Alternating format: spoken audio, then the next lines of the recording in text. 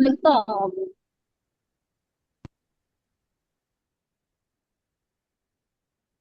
Udah bisa Pak, kita mulai? Silakan, Bu.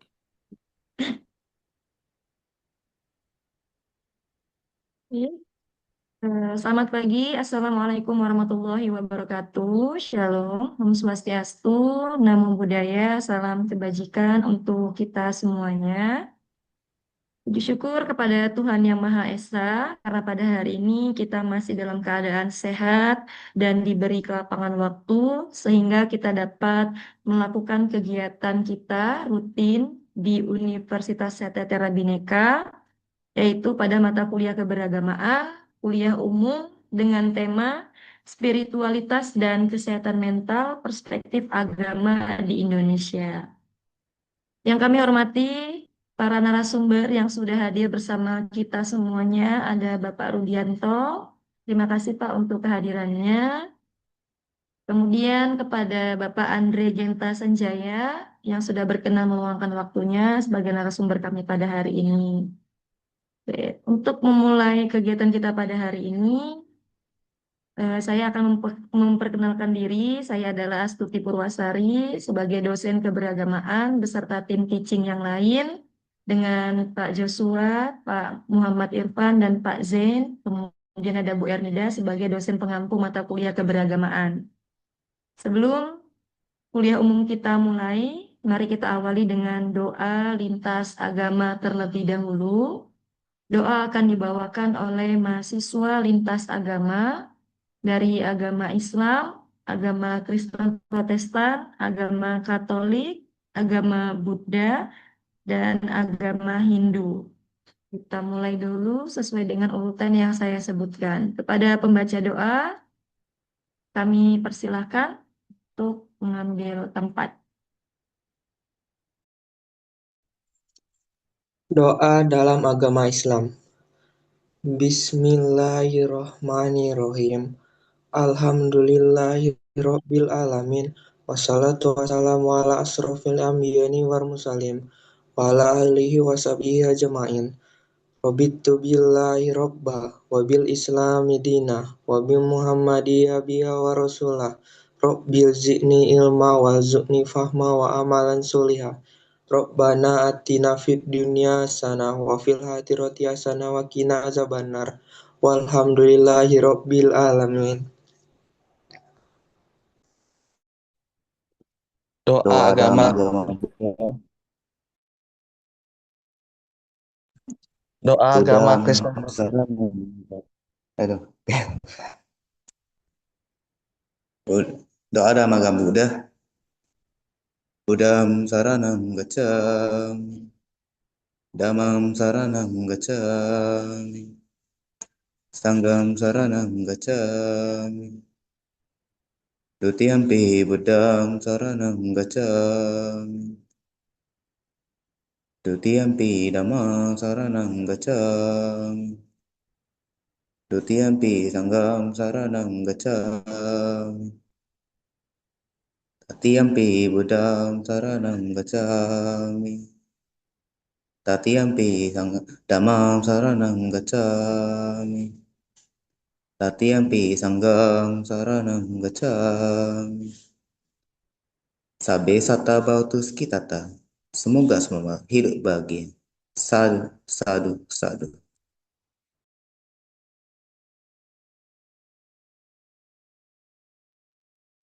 Doa dalam agama Hindu. Om Om Om Om Bhurvuvasvaha Tatsaviturvarenyam Bhargo Devasya Dhimahi Dhiyo Yo Na Prachodayat.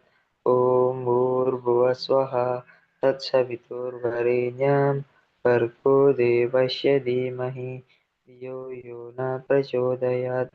Om Bhurvuvasvaha Tatsaviturvarenyam Bhargo Devasya Dhimahi Dhiyo Yo Na Prachodayat. Shanti, Shanti, Shanti. Doa agama Kristen Protestan. Mari kita usah dalam doa. Terima kasih Bapak, terima kasih Yesus karena berkat dan rahmat-Mu kami berhasil melaksanakan kegiatan kuliah tamu kami ini Bapak. Ya Bapak, Engkau hadirlah di tengah-tengah kuliah tamu kami ini dari awal pertengahan hingga akhir ya Bapak. Ya Bapak, kami berdoa kepada pemateri dan kepada teman-teman kami supaya materinya bisa kami laksanakan di kehidupan kami masing-masing ya Bapak. Dalam nama anakmu dan Syukur amin.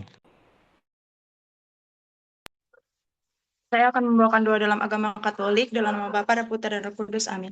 Ya Tuhan, puji dan syukur kami aturkan kepadamu atas berkat dan rahmat yang selalu Engkau berikan kepada kami.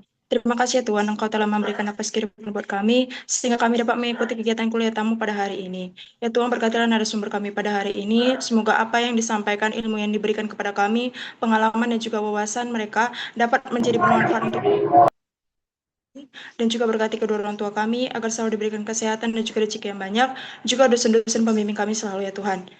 Inilah doa kami yang kurang sempurna dan Kau sempurnakan. Amin. Dan Bapa dan Putra dan Roh Kudus. Amin. Terima kasih kepada para pembaca doa.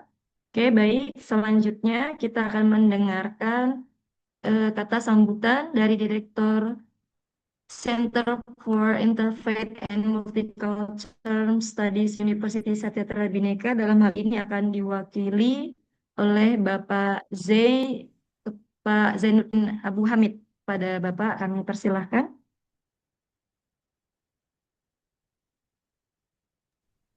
Baik, terima kasih kesempatannya Bu Astuti. Selamat pagi, Assalamualaikum warahmatullahi wabarakatuh. Shalom, Om Swastiastu, Namo Buddhaya, Salam Kebajikan. Kepada Bapak Rudi, kemudian Pak Andre, sebelumnya saya ucapkan terima kasih telah berkenan menghadiri kuliah umum pada pagi ini. Saya mewakili Pak Irfan Sarhindi selaku Direktur Center for Inclusivity, Interfaith and Multicultural Studies menghaturkan terima kasih banyak-banyaknya karena ya sudah berkenan menghadiri kuliah umum kali ini.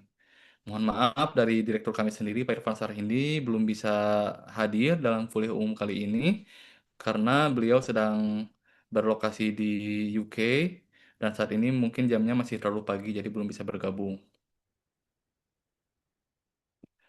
Ya, sebagai konteks, Bapak-Bapak serta mahasiswa sekalian, untuk di Universitas Satyatra Bhinneka sendiri mengenai pendidikan keagamaan itu kami mendeliver atau menyelenggarakannya itu tidak secara terpisah Bapak-Bapak sekalian. Tapi kami menyelenggarakannya dalam satu mata kuliah yang sama yaitu keberagamaan, di mana mata kuliah ini diikuti oleh seluruh mahasiswa terlepas dari background agama. Nah, ini bukan bermaksud untuk mencampur adukan agama, tentunya kami juga memiliki batasan-batasan mengenai teologi dan sebagainya. Hanya saja di mata kuliah ini kami lebih melihat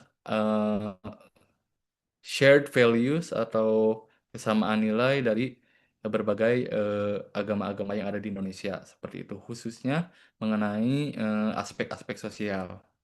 Nah, oleh sebab itu, dalam mata kuliah ini kami membahas banyak hal, dimulai dari isu toleransi, kemudian mengenai isu budaya pop, sampai kesehatan mental. Nah, kebetulan untuk pada kuliah umum kali ini, kita mengangkat tema spiritualitas dan kesehatan mental, di mana ini merupakan topik yang sangat menarik, di mana di Indonesia ini sendiri biasanya agama itu seringkali dipertentangkan dengan isu spiritualitas atau kesehatan mental seperti itu. Nah, oleh sebab itu kami ingin mendengar dari perspektif Bapak-bapak sekalian dari berbagai agama yang berbeda mengenai isu ini gitu. Apakah memang benar kesehatan mental itu merupakan sesuatu yang bertentangan dengan agama atau bagaimana? Lalu apa sih tantangan yang dihadapi oleh umat beragama mengenai isu kesehatan mental ini? Jadi sekali lagi saya ucapkan selamat datang Bapak Rudi dan juga Pak Andre. Kami sangat senang dan kami tidak sabar menantikan insight-insight yang menarik dari Bapak-bapak sekalian. Baik, mungkin itu saja pembukaan dari saya. Terima kasih. Saya kembalikan kepada Bu Astri. Baik, terima kasih Pak Zain untuk sambutannya. Nah, adik-adik mahasiswa, sekarang saya akan memperkenalkan narasumber kita yang sudah berkenan hadir pada hari ini.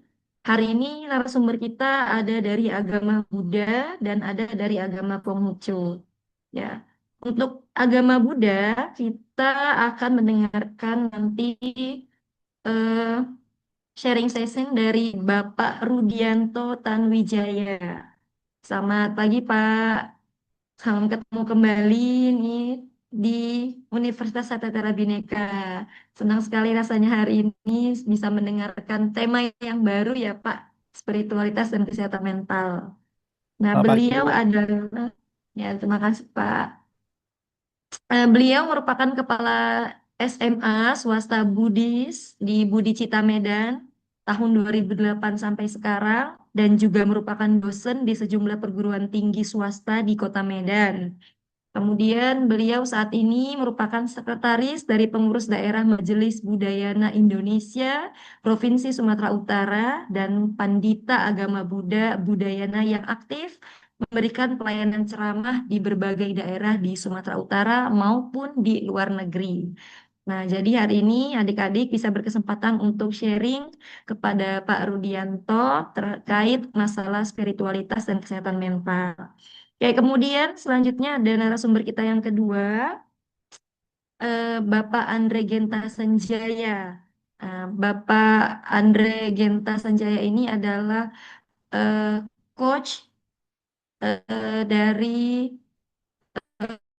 ataupun personal trainer juga, research juga, speaker juga. Wah, luar biasa ini. Hari ini pokoknya jangan disia-siakan narasumber yang luar biasa hebatnya. Beliau ini sudah lama menjadi coach ya, Pak Andre ya. Kami manggilnya coach atau Andre biar lebih akrab nih. Panggilnya Koko Andri juga boleh. Oh, baik. Nama Oh. bebas. Nah, Kak Andre, Andre, bebas. Biar lebih mudah. iya. Ya. Oke, boleh Oke, disesuaikan nanti ya, atau coach juga ya. boleh. Baik, nanti kita akan mendengarkan nih sharing session dari kedua narasumber kita pada hari ini. Oke, baik. Eh, Tanpa memperpanjang kalam, kita akan mulai kegiatan kita pada hari ini. Mohon para adik-adik mahasiswa mendengarkan narasumber dan ada hal yang penting boleh dicatat sebagai bahan untuk diskusi kita pertemuan selanjutnya. Nah, baik Bapak narasumber, materi kita hari ini adalah spiritualitas dan kesehatan mental. Nah, kita ketahui bahwa spiritualitas dan agama di Indonesia itu berperan sebagai pilar utama justru dalam membangun kesehatan mental. Nah, generasi Z yang kita kenal pada saat ini cukup berbeda nih dalam hal mental health-nya untuk generasi-generasi sebelumnya. Nah, jadi banyak hal yang mempengaruhi nih kira-kira apa sih yang mempengaruhi kesehatan mental pada generasi Z saat ini? Apakah agama juga menjadi salah satu halnya? Kira-kira nanti kita akan eh, mengkaji ini. Nah, jadi saya ada beberapa hal yang menjadi pertanyaan nih, Pak. Kira-kira ini bagaimana Bapak melihat spiritualitas dan kesehatan mental secara umum? Saya mau ke Pak Rudi dulu, boleh Pak? Ya, Bagaimana pandangan Bapak? selamat pagi, Bu Astuti dan Pagi Pak. rekan-rekan sekalian. Namo Buddhaya. Ya, salam sejahtera bagi kita semua. Jadi dalam pandangannya yang saya ketahui bahwa eh, semua saling ketergantungan ya. Kehidupan kita ini tidak ada satu sebab yang tunggal. Artinya eh, kesehatan mental ini juga saling berhubungan dengan spiritualitas ya. Jadi dengan ada spiritualitas itu sebetulnya juga dapat mendukung ke arah kesehatan mental itu sendiri. Apalagi sekarang kita melihat ya bahwa kondisi kehidupan kita itu penuh dengan kerawanan ya. Banyak sekali faktor-faktor yang potensial sekali untuk mengganggu kesehatan mental kita. Seperti stres ya, kecemasan, depresi. Ini juga karena berakar daripada faktor internal dan eksternal kita yang sering sekali tidak begitu stabil sehingga menimbulkan banyak sekali permasalahan dalam kehidupan kita. Nah, dalam ajaran Buddha, tantangan-tantangan ini perlu diakomodir ataupun diminimalisir dengan kemampuan spiritual kita. Jadi dengan kata lain bahwa dengan ada spiritual tersebut, kita bisa menopang kehidupan kita sehingga menjadi pelindung terhadap serangan-serangan ataupun kondisi-kondisi baik internal maupun eksternal yang terjadi dalam kehidupan ini. Sehingga kita dengan spiritual itu bisa lebih memahami makna hidup, bisa lebih membangkitkan nilai-nilai positif dalam diri kita seperti welas asih, kasih sayang, pengampunan, dan juga bagaimana kita hidup bersosialisasi. Karena dalam agama Buddha, eh, cinta kasih universal, belas kasih, dan keseimbangan batin itu merupakan salah satu pondasi yang kuat untuk bisa kita menjalani kehidupan ini. Demikian, Bu. Baik, terima kasih, Pak. Nah, bagaimana nih menurut Coach? Siap. Sebelumnya terima kasih atas kesempatannya sudah mengundang saya. Saya buka dengan salam ya, biar lebih seru gitu ya. Assalamualaikum warahmatullahi wabarakatuh. Shalom, Om Swastiastu, Namo Buddhaya, salam kebajikan, salam olahraga. Wah, saya tambahin satu ya, Jaya. Jadi, kenapa saya buka dengan salam olahraga? Terus apa hubungannya dengan topik kita hari ini? Karena sebenarnya ketika bicara tentang spiritualitas dan eh, eh, kesehatan mental itu saya setuju sekali tadi yang disampaikan sama Bapak Rudi bahwa itu saling berkaitan, tidak bisa dipisahkan satu sama lain, ibarat koin gitu ya. Sehingga sebenarnya eh, idealnya bahwa eh, ilmu kesehatan mental dan ilmu spiritualitas ini harus saling mengisi sebenarnya. Ibarat ibarat kita berpikir tanpa ilmu berbahaya, berilmu tanpa berpikir sia-sia. Jadi eh, itu harus saling terikat satu sama lain. Nah, kalau ditanya dalam perspektif eh, Konghucu, yang mana pentingnya ketika kita bicara tentang kesehatan mental, Konghucu selalu bicara tentang bagaimana kita bisa terus future atau membina diri menjadi pribadi yang terus lebih baik dan lebih baik lagi di kemudian hari. Apapun yang terjadi, apapun kondisi saat ini, tidak menyalahkan lingkungan, tapi fokus ke dalam diri untuk terus belajar sepanjang hayat sampai mampus alias mampu sukses versi kita masing-masing. Karena definisi sukses tiap orang itu beda-beda.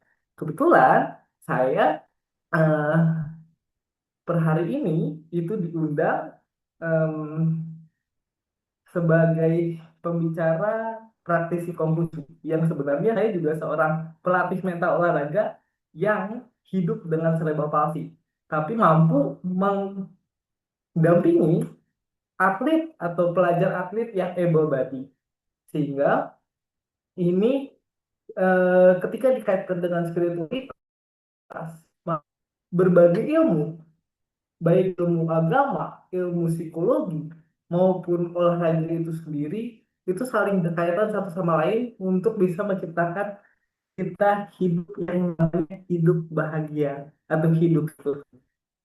Sekian. Berarti kalau kita mau sehat mental, fisiknya juga harus sehat ya, Coach ya. Betul. Satu Oke, baik. kesatuan antara mental dan fisik itu jadi satu. Oke, baik. Terima kasih, Coach. Oke, pertanyaan kedua.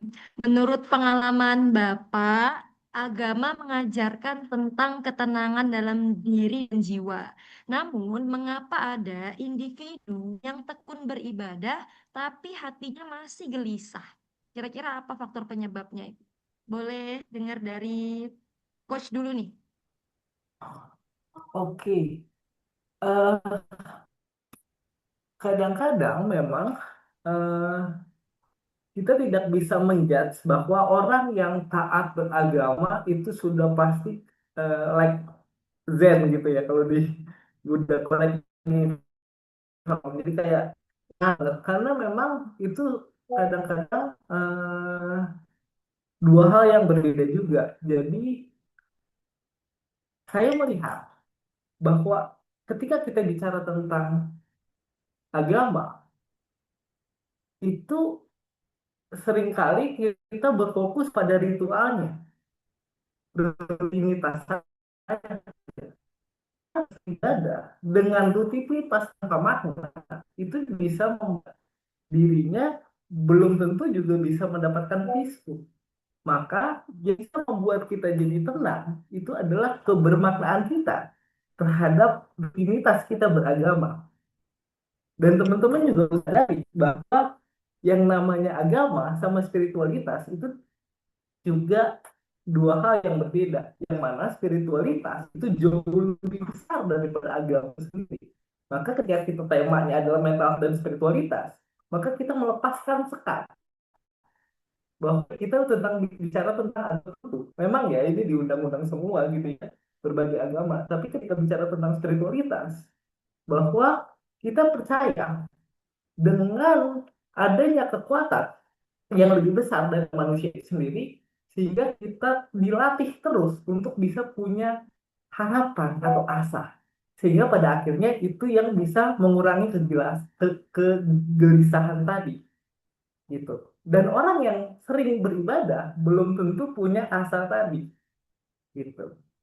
Mungkin itu yang bisa menjawab kenapa kadang-kadang orang yang sering beribadah belum tentu bisa tenang. Gitu.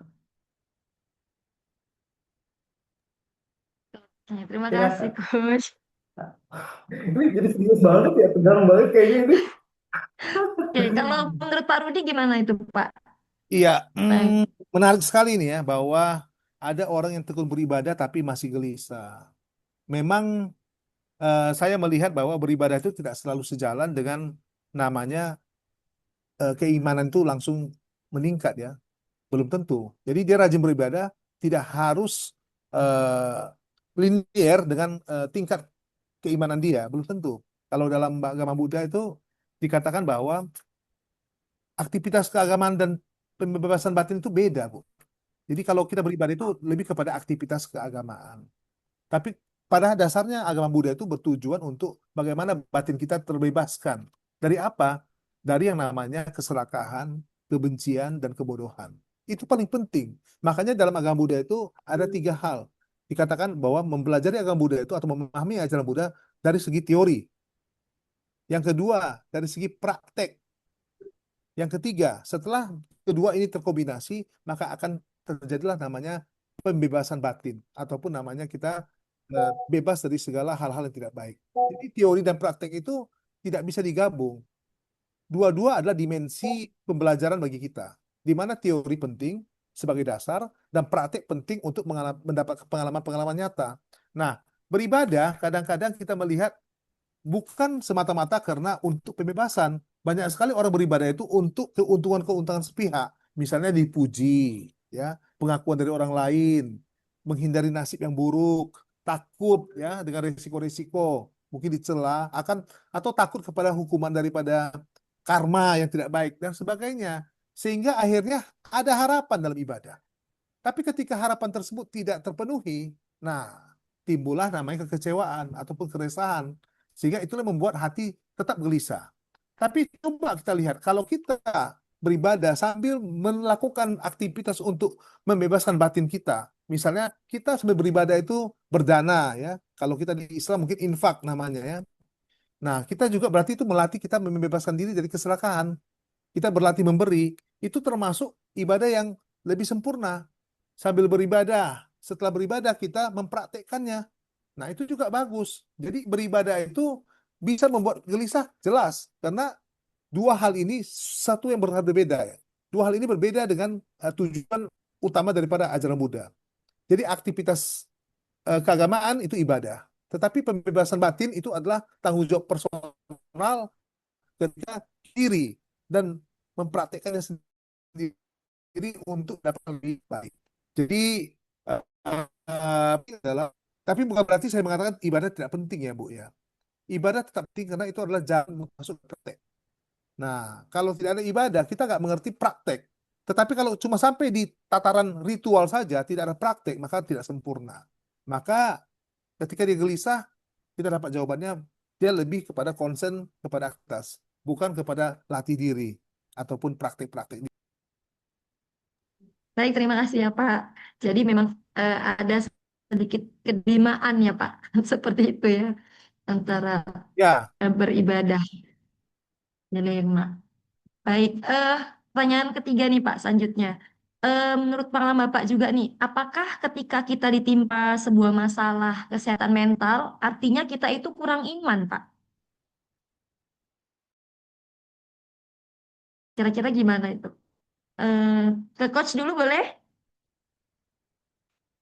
Kira-kira Baik, ini apakah kalau kita ditimpa masalah kesehatan mental itu artinya pertanyaan kita ya. kurang iman? Baik, tentu jawabannya pasti tidak. Dan itu pertanyaan yang klise sih sebenarnya. Singkatnya tidak, jawaban panjangnya adalah mau panjang apa pendek nih? Maksudnya, kayaknya panjang pendek ya. Jadi izin Iya, teman-teman bicara tentang apa tekanan mental itu sangat kompleks. Ketika kita pakai perspektif psikologi aja, berarti ada faktor biologis di situ, ada faktor psikologis di situ, dan ada faktor sosial di situ.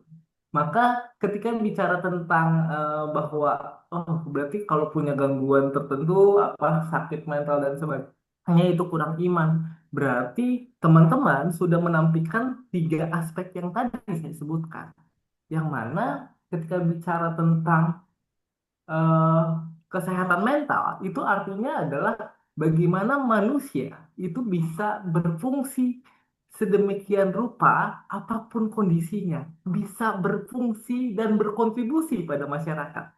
Sehingga ketika dikatakan apa sedang sakit mentalnya, berarti sedang turun keberfungsiannya. Kalau dikatakan kurang iman, berarti itu sekali lagi hanya mengecilkan bahwa manusia kalau lagi kenapa-napa berarti wah kurang iman. Padahal manusia jauh lebih kompleks daripada itu.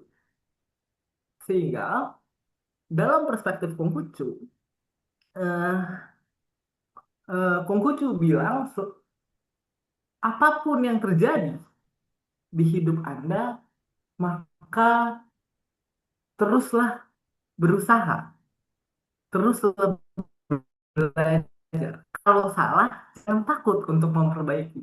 Kalau jatuh, kalau capek, istirahat. Bukannya kabur, istirahat sebentar, jalan lagi. Bahkan kalau salah, itu tidak akan benar-benar jadi kesalahan. Kalau kamu mau memperbaiki dengan Siusen tadi, pembinaan diri seumur hidup. Gitu. Ya, berarti intinya banyak faktor yang menjadi pengaruh ya, Pak ya. Baik. Betul. Oke, baik, terima kasih, Pak. Nah, kalau dari agama Buddha bagaimana itu ya, Pak? oke, Bu Astuti. Perlu kita sadari bahwa dalam ajaran Buddha, begitu orang lahir ke manusia, dalam kehidupan manusia itu adalah salah satu kondisi mutlak adalah penderitaan. Jadi penderitaan itu usia tua, sakit, bertemu dengan yang tidak mengenakan, termasuk waktu menggembirakan juga itu penderitaan. Karena penderitaan itu pada hakikatnya tidak permanen.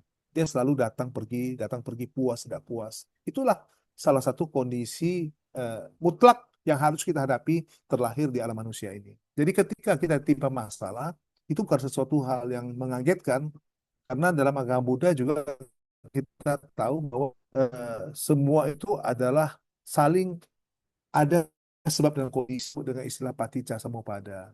Jadi ketika kita mempunyai masalah, pasti ada sebabnya. Ketika kita selesai masalah juga pasti ada sebabnya. Termasuk juga ketika kita ada masalah itu tidak ada hubungan dengan iman. Itu adalah kondisi real yang harus dihadapi. Nah, hanya saja setelah kita menjadi siswa Buddha ataupun umat Buddha, kita mempunyai cara pandang yang berbeda terhadap masalah itu sendiri. Nah, kita dilatih untuk bagaimana melihat masalah itu dengan perspektif yang berbeda. Itu saja. Jadi ketika kita melihat ada masalah-masalah kesehatan mental dan sebagainya itu lebih kita lihat akar masalahnya di mana.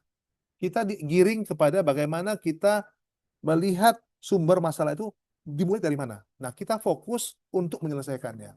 Jadi masalah itu justru dalam agama Buddha adalah metode untuk kita lebih menyempurnakan diri. Karena kenapa? Karena banyak faktor terjadi masalah tersebut. Bisa pengalaman hidup, traumatik, bisa juga tentang kondisi fisik, kesehatan, lingkungan sosial ekonomi seperti sekarang ini dolar terus terjun bebas, ya kan? Itu juga salah satu kalau dijadikan masalah jadi masalah. Tetapi itu bisa juga kita jadikan sebagai pembelajaran dari mana ini muncul. Sehingga artinya masalah dalam agama Buddha itu relatif sekali.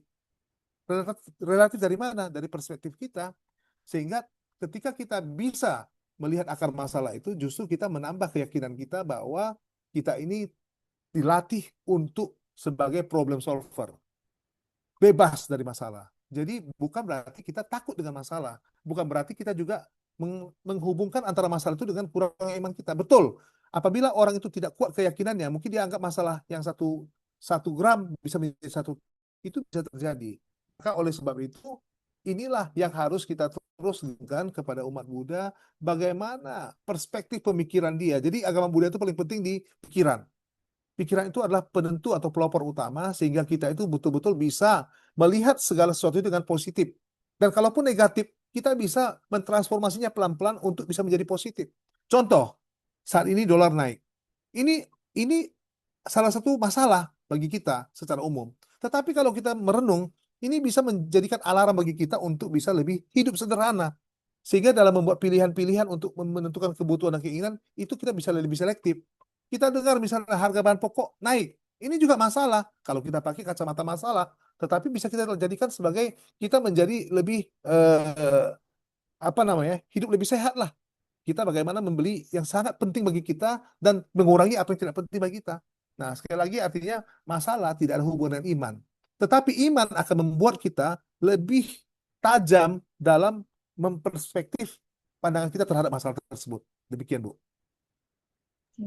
Baik, Pak. Terima kasih. Intinya ditekankan bahwa hukum sebab akibat itu juga ada ya, Pak ya. Betul, sangat. Sebab akibat itu akar daripada pandangan kita. Iya, baik, Pak. Terima kasih, Pak. Selanjutnya nih, Pak. Kira-kira ada nggak contoh praktik spiritualitas dalam komunitas keagamaan yang Bapak lakukan yang dapat menjadi inspirasi bertujuan untuk melaraskan kesehatan mental? Ada nggak praktik spiritualitasnya, Pak, dalam Saya ya, Bu. komunitas? Saya, Iya, Bu. Pak. Oh, kalau di Buddhis banyak. Salah satunya yang rutin, yang selalu ada adalah praktik pelatihan meditasi, ya. Nah, kami dalam seminggu sekali selalu ada di wihara-wihara atau cetia. Silakan bergabung bagi kita umat Buddha untuk meditasi. Dan meditasi ini sifatnya universal sebetulnya, bukan hanya otoritas umat Buddha saja. Saya pikir di Muslim juga ada model yang seperti itu, di Hindu juga dan di Konghucu juga. Jadi biasanya kita meditasi itu untuk lebih melihat pikiran kita tuh lebih tenang, ya. Ibarat kita sedang mencuci pikiran kita, sehingga dengan demikian kita bisa menilai sesuatu itu dengan lebih jernih dan bisa lebih tenang, sehingga akhirnya masalah itu bisa kita lihat ke akarnya, bukan lagi kepada bunga-bunga masalah. Banyak orang terjebak karena bunga-bunga masalah itu. Kedua, kita juga ada pelatihan namanya mindfulness, hidup berkesadaran.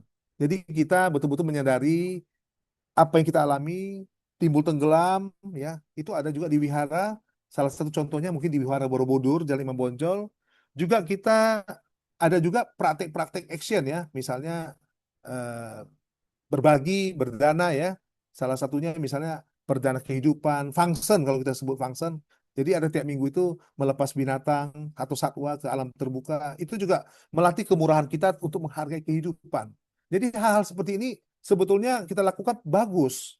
Untuk apa? Menurunkan tensi daripada ke keruwetan pikiran kita, ya. Jadi pikiran kita ini kan ruwet sekali dihantui oleh begitu banyaknya persoalan-persoalan. Nah, dengan adanya meditasi, mindfulness atau hidup berkesadaran, lalu kemudian praktek berbagi, kita itu melihat bahwa sentral masalah itu bukan hanya kepada kita loh, tetapi masalah ini ada dalam setiap makhluk. Kadang-kadang manusia itu selalu merasa dirinya paling penting, keakuannya. Kenapa? Keakuan itu adalah ketika dia melihat dirinya paling penting di dunia ini. Ketika dolar turun, dia merasa paling menderita. Ketika gaji gak naik, dia merasa dia paling menderita. Ketika cintanya ditolak, dia merasa paling menderita. Nah, dengan adanya praktik ini, dia akan melihat sebetulnya dia tidak terlalu menderita. Yang menderita itu adalah egonya. Dia merasa dia disakitin. Nah, dengan ikutnya komunitas seperti ini, rajin berlatih, maka kita menurunkan tensi dalam diri kita, sehingga akhirnya kita betul-betul terbebas. Yang tadi saya katakan, tujuan agama Buddha bukan hanya aktivitas keagamaan, tapi pembebasan batin. Demikian, Bu. Oke. Pak izin kalau boleh saya tanya, Pak, untuk meditasi kira-kira durasinya berapa lama ya, Pak? Oh, meditasi ini sama seperti kita belajar di sekolah. Ada yang senior, ada junior, ada pemula. Kalau yang bagi pemula, mungkin cukup 5 menit tiap hari tapi rutin. Jadi dosisnya ditingkatkan. Mungkin awal-awal 5 menit, nanti sekitar udah lama, sudah mantap, bisa 10 menit, 15 menit. Jangan langsung membabi buta sampai 20 menit atau setengah jam. Nanti akhirnya apa? Ibarat kita itu berlari tanpa ada pemanasan, tanpa ada dasar yang kuat, maka kita lelah sendiri, akhirnya menyalahkan lari itu salah. Padahal bukan lari itu yang salah, tapi metode kita yang kurang tepat. Kedua, meditasi itu harus ada guru. Kenapa saya bilang harus ada guru pembimbing, Bu? Namanya kita gym aja pun perlu ada PT ya, personal trainer ya. Kedua, meditasi itu menggunakan pikiran. Jadi kita melatih pikiran kita. Perlu ada yang tahu bagaimana gerak pikiran itu. Kalau kita bermain-main dengan pikiran tanpa ada yang melatih, takutnya pikiran ini bisa mengarah kemana-mana. Jadi penting sekali ada guru pembimbing. Kalau di agama Buddha, kita berlindung atau kepada sangga, kita bisa berlatih kepada para bante, para suhu, atau pandita yang sudah mahir.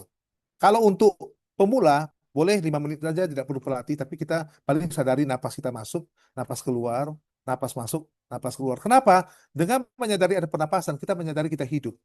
Kalau kita tahu kita hidup, kita tahu berpikir untuk apa hidup ini. Itu. Demikian, Bu. Ya, baik, terima kasih Pak. Perlu dicoba juga itu Pak, karena kan salah satu cara juga nih dalam dunia olahraga ya kan Coach, Ya. supaya emosionalnya terkontrol. Nah, kalau menurut Coach nih gimana? Ada nggak kira-kira praktik Betul. spiritualitas nih dalam komunitas? Heeh. Ya, sebelum saya ke situ, saya mau konfirmasi dulu bahwa saya setuju banget. Kalau di psikologi itu namanya mindfulness yang dipopulerkan sama Dr. Kabat-Zinn, yang sebenarnya itu berangkat dari ajaran eh, Buddha, dan itu bisa digunakan eh, terlepas dari agama apapun. Itu bisa digunakan untuk apa ya, ketenangan pikiran, fokus. Bahkan ada konsep yang namanya meditasi tidak hanya diam, tapi meditasi bergerak gitu ya, benar-benar merasakan apa yang gerakan kita, kulit kita, udara yang kita masuk dan sebagainya. Sehingga ketika ditanya eh, dari perspektif Konghucu seperti apa, yang teman-teman perlu ketahui, ada yang namanya suatu ajaran itu saling beririsan, teman-teman, tidak tidak apa ya, benar-benar terpisah atau berbeda. Karena kalau ditanya dalam konteks ajaran Neo-Confucianism, itu ada namanya kan Qingzuo juga tuh. Qingzuo tuh duduk diam, itu dekat sekali sama eh, meditasi sebenarnya. Bahkan, correct me if I'm wrong, di em, di Islam juga ada konsep berzikir misalnya, itu juga bisa menenangkan pikiran. Em, Lalu selain itu apa lagi? Saya ingin tekankan bahwa Konghucu itu Gimana? sangat menekankan belajar sepanjang hayat, Libur. dan itu istilahnya Su Itien, Su Il, setia sama Tuhan, tepasa lidah pada sesama. Bahkan kalau di Muslim mungkin abluminallah abluminanas gitu ya. Eh, jadi saya ingin mengkonfirmasi bahwa hari ini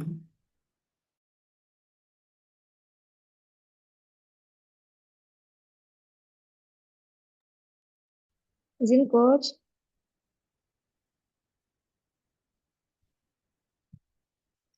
Halo Coach. Apakah masih ada di Zoom, Bu, atau terlempar? Sebentar saya cek ya Pak. Soalnya Silakan. coachnya sedang bicara tapi Ya, terputus ya. terputus Pak. Tapi masih stay di Zoom. Stay di Zoom, oke.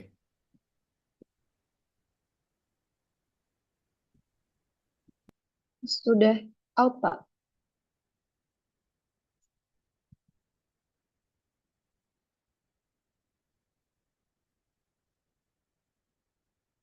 Oke, baik. Saya ke Pak Rudi dulu nih. Ya, siap. Saya dulu Pak, waktu kuliah saya sering main-main ke Cemara Asri Pak. Ya, Cemara Asri. ITBC ya, Indonesia Iya, Travel Center.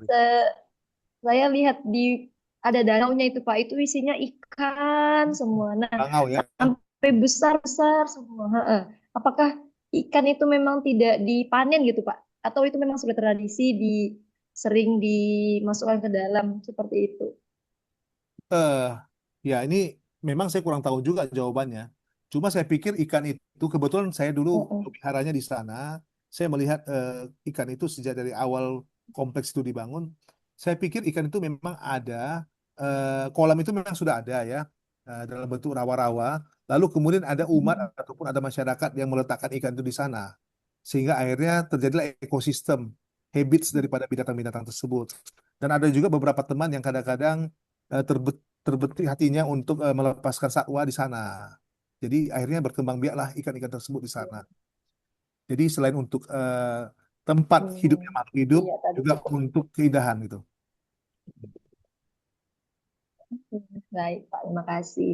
Oke, baik. Kita sambil menunggu Coach Andre, kita mau buka Q&A dulu ya, Pak. Untuk adik-adik mahasiswa, mungkin nanti untuk Coach Andre-nya kita bisa atur kembali. Nah, kepada adik-adik mahasiswa yang ingin bertanya kepada Pak Rudi, dari perspektif agama Buddha terkait spiritualitas dan kesehatan mental, boleh raise hand.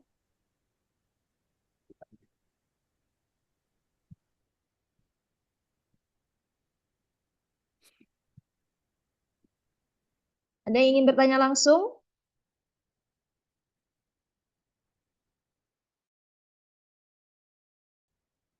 Pertanyaan di kolom chat nih Pak, dari Ya. Samuel. Ya. Oh, tunggu sebentar Pak, mohon maaf. Ini Sonia. Sonia, boleh silakan. Izin Bu, terima kasih Pak untuk materinya. Di sini saya mau bertanya, bagaimana sih bentuk spiritualitas itu membentuk kesehatan mental bisa lebih baik ataupun lebih buruk dari perspektif Bapak sebagai pemuka agama Buddha? Terima kasih. Ya, langsung jawab ya Bu. Ya Sonia ya, Langsung Pak. spiritual itu seperti olahraga juga harus dilatih ya. Nah, jadi kalau semakin dilatih ya semakin kuat. Jadi kalau dia tidak dilatih ya dia tidak akan peka. Dengan demikian ya ketika dia tidak peka, ketika ada masalah dari faktor eksternal maupun internal, dia akan sangat reaktif untuk menanggapinya. Nah, ketika spiritualitas dilatih, kita punya dasar loh. Sama seperti kamu olahraga tadi saya katakan, kalau kamu sering latihan, daya tahan atau imun kamu kuat. Sehingga ketika ada perubahan cuaca atau apa, kamu bisa lebih survive dibandingkan orang lain. Jadi spiritual itu sebetulnya tidak begitu saja. Salah ya, banyak orang mengatakan spiritual. Jadi spiritual itu dinamis dia.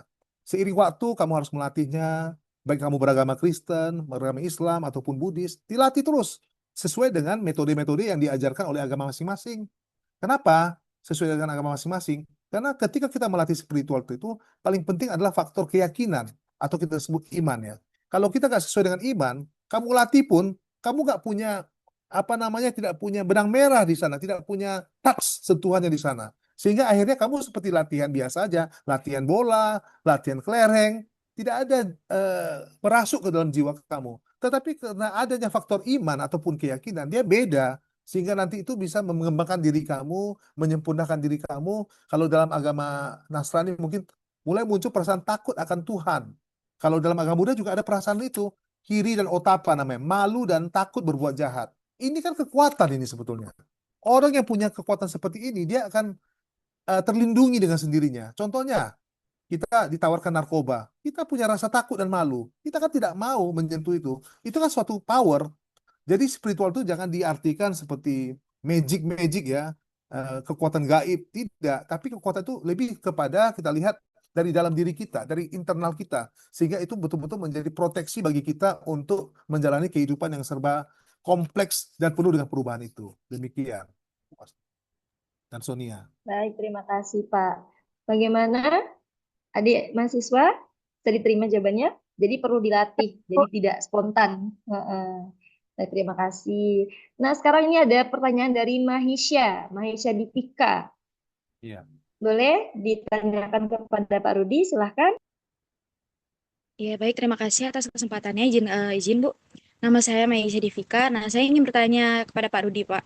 Saya juga agama Buddha kan. Jadi saya ingin bertanya gini. Tadi kan Bapak bilang kan, kalau misalnya sebenarnya semua itu akarnya tuh dari diri kita sendiri. Jadi kita nggak bisa kaitkan itu sama iman aja. Jadi misalnya bagaimana kalau misalnya orang ini sudah punya penyakit mental tuh dari keturunan genetik gitu. Misalnya dari orang tuanya itu juga udah ada penyakit mental dan itu diturunkan ke anaknya juga. Jadi itu kan sebenarnya nggak sebatas dari duka dan tanha yang dia alami gitu, tapi ada dari kelainan genetik. Kira-kira itu menurut Bapak gimana? Apakah itu hanya berfokus dari dukanya aja atau memang ada solusi lain gitu dari Ya, pandangan agama Buddha? ya, terima kasih Mahesha Namo Buddhaya. Iya, betul. Kadang-kadang ada faktor genetik ya. Tapi Buddha ingat, kalau kamu belajar agama Buddha itu ada namanya Kalyana Mitra, sahabat baik. Jadi walaupun pendorong utama itu dari diri sendiri, tetapi kita juga perlu orang lain. Jadi orang lain ini kadang-kadang bisa dominan ketika kondisi kita sangat tidak memungkinkan ya. Tapi orang lain bagaimana? Dalam agama Buddha tadi saya sebut ada Kalyana Mitra namanya sahabat yang baik, teman yang baik, teman pendukung kita untuk berkembang yang baik. Inilah yang harus dibentuk. Jadi ketika kita punya keterbelakangan eh, hal sesuatu mental atau apa, kita juga perlu punya komunitas yang bisa peduli kepada kita. Makanya kenapa Sang Buddha selalu mengajukan berkumpullah dengan orang-orang yang baik. Nah, mungkin dia punya faktor gangguan mental. Tetapi ada teman dia, tetangga dia yang bisa membawa dia ke wihara. Sehingga di wihara dia terlindungi. Dibandingkan kalau dia dibiarkan sendiri. Nah, makanya saya bilang ini perlu karma yang baik. Nah, untuk karma yang baik ini perlu teman-teman yang baik. Jadi ketika Mahesa tahu seperti ini, kita mungkin dari umat Buddha coba tergerak hatinya untuk lebih peka terhadap orang-orang seperti ini. Setidaknya kamu sudah memunculkan satu kondisi di mana orang-orang yang tidak mendapat perhatian ini kita pedulikan. Contoh ya, Seci ya. Seci itu fokus kepada orang-orang yang terkena bencana. Dulu orang nggak pedulikan mereka. Dan orang merasa bahwa orang kena bencana itu tidak akan mungkin bisa tolong. Kenapa? Satu kampung kena bencana kok. Siapa mau menolong satu kampung ini? Semua kena bencana. Jangan kamu menolong diri sendiri, menolong orang lain. Diri sendiri juga terkena bencana juga. Tapi Seci melalui masa cengeng terpikir orang seperti ini siapa yang tolong ya? Maka dia buatlah gerakan Seci untuk menolong orang yang tidak punya kekuatan untuk menolong lagi. Nah, kita juga tahu ada kondisi seperti Malaysia mungkin punya tekad, aku akan menolong orang-orang seperti ini yang lahir tidak beruntung, orang tuanya susah, punya masalah mental, dan anaknya juga punya masalah mental, maka aku terpanggil untuk membuat komunitas khusus untuk seperti ini. Begitu loh. Jadi kalau kita sudah punya kesadaran tersebut, kita fokus ke sana. Jangan malah kita biarkan. Atau kita lihat ya, ada juga dulu zaman tahun 20-an, banyak sekali nggak tahu kitab suci agama Buddha. Sehingga belajar Dharma pun susah. Maka Master Chin Kung sengaja membuat lembaga penerbitan kitab suci untuk dibagi-bagi ke orang lain. Karena dia kalau tidak membuat itu, tidak ada yang tahu nih agama Buddha seperti apa dalam kitab suci. Maka dia cetaklah sendiri, pakai uang sendiri, kumpulkan umat. Akhirnya lembaga penerbitan kitab suci. Akhirnya yang tadinya tidak terpenuhi pemahaman tentang kitab suci, sudah ada orang membantu. Itulah gunanya Kalyana Mitra. Mahis ya. Demikian. Baik, Baik, terima terima kasih, kasih Pak. Pak. Namo Buddhaya, terima Gimana, kasih. Dek? Ya. Oh, baik. Sudah Hai, bisa menjawab. Coach. Bagaimana, Coach? Tadi ada terkendala ya, Coach ya? Iya maaf ya di prank ya, kayaknya nggak setuju tuh makanya dimatiin lampunya ya. Astaga. Mati listrik ya, Coach. Iya, izin terima kasih Heeh. ingin menyampaikan bahwa apapun yang kita diskusikan hari ini semua ada benang merahnya gitu ya. Jadi supaya bisa lengkap POV-nya kita apa ya melepaskan semua atribut-atribut terlepas siapapun yang ngomong gitu agamanya, tapi lebih kepada nilai apa yang kita bisa pelajari hari ini gitu ya. Nah terkait Dhamma tadi pertanyaannya yang ditanyakan sama dua penanya itu diajukan ke saya juga kah? Atau enggak? Nanti kita cari Iya, Coach. yang harusnya iya. Sonia juga Harus. ya? Mau lihat perspektif agama Konghucu. Oh, Boleh, oke. Coach, Baik. ditanggapin. Baik. Yang pertama itu ada kaitannya bagaimana sih kesehatan mental ini bisa mempengaruhi spiritualitas. Ya, juara bisa memperbaiki atau bahkan memperburuk. Pertama-tama, teman-teman perlu sadari betul bahwa sebenarnya apa sih definisi spiritualitas? Nah, ini mulai keluar nih gaya dosennya ya. Izin teman-teman sambil teman-teman bisa cek di internet, spiritualitas itu apa sih gitu ya. Jadi ketika kita bicara spiritualitas, itu ada kaitannya bahwa setiap orang, setiap manusia percaya bahwa ada kekuatan yang lebih besar daripada kita. Karena makhluk kita nih sangat terbatas. Sehingga ada kaitannya, orang yang spiritualitasnya tinggi, dia akan syarat makna, akan mencari makna hidup. Gitu ya. Jadi teman-teman kalau yang masih bingung, aduh, Koko Andre, Kakak Andre, atau Coach Andre, aku juga masih bingung hidup aku mau dikemanain. Nah, Anda sedang memainkan peran sebagai makhluk yang berspiritualitas. Oke, lalu kaitannya apa sama kesehatan mental? Orang yang punya spiritualitas yang tinggi, maka dia punya harapan. Maka dia terus mencari makna hidupnya. Intinya tujuan hidupmu apa? Nah, ketika itu jadi pertanyaan dalam hidupmu, berarti Anda welcome to the club. Sudah mulai berontak nih. Pengen mencari arah hidup. And it's okay. Kalau teman-teman masih belum ketemu arah hidupnya, ya nggak apa-apa. Terus belajar. Bahkan bukan dicari, tapi di-create, ditemukan. Saya ambil contoh ya. Saya penyandang cerebral palsy dari lahir, teman-teman. Kondisi otak dan tubuh saya nggak nyambung. Saya semuanya kaku. Jalannya pakai walker, pakai kursi roda, tapi saya juga seorang pelatih mental olahraga pertama di Indonesia yang penyandang cerebral palsy, dan saya adaptif atlet high rocks. Ngapain? Udah cacat, mohon maaf nih. Susah-susah kerja. Jadi atlet pula, di olahraga. Udah disabilitas fisik, tapi malah kerjaannya dikaitannya sama fisik. Ngapain? Karena saya bisa jawab, karena saya mencari makna hidup. Bukan mencari, saya mencari tidak menemukan, teman-teman. Tapi saya memaksa untuk membuat itu. Seakan-akan saya tahu, padahal saya tidak tahu. Gitu. Jadi awalnya saya pura-pura tahu, lama-lama saya menjiwai itu.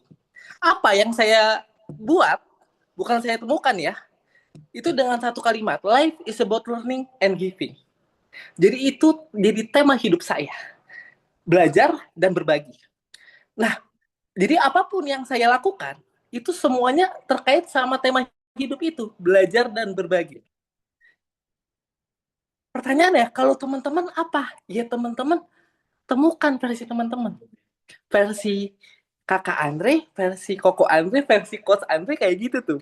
Ya terserah loh, teman-teman mau panggil saya apa gitu ya. Mau panggil saya mutan juga boleh, alias manusia tangguh gitu.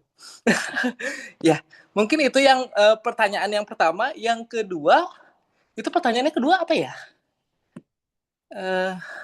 Pertanyaan Malaysia terkait coach, apakah kalau misalnya dia sudah keturunan nih penyakit mentalnya, ada potensi diturunkan nggak coach untuk penyakit mental? Baik, izin ini saya jawab dari perspektif psikologi.